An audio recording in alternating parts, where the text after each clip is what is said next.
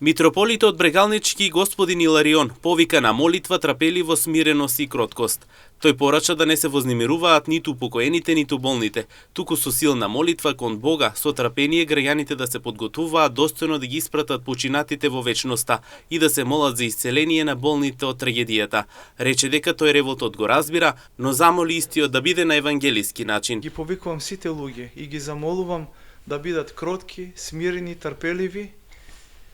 да не ги вознемируваме ниту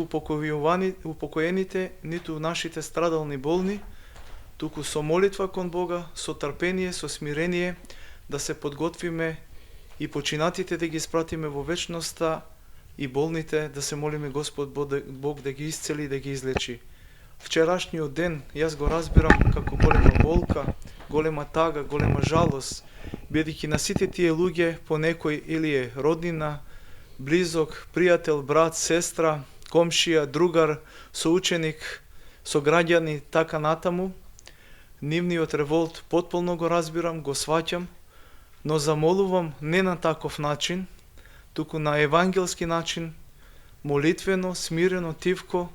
достоинствено да ги испратиме во вечноста починатите, а за здравите колено приклоно постојано да се молиме. Православната црква и понатаму останува на располагање на сите кои што имаат неопходна помош, истакна митрополитот Иларион, давајќи им на сите страдални утеха, надеж и верба, додава тој. Имавме неколку примери такви,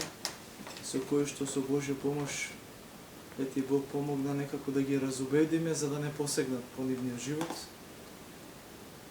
што потполно ги разбираме во овој момент на голема тага, на голема скрб, на голема тешкотија.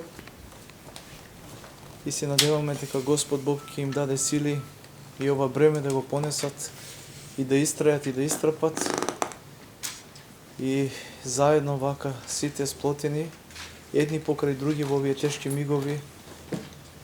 пак ќе речем да ги испратиме достоинствено во вечноста, а и да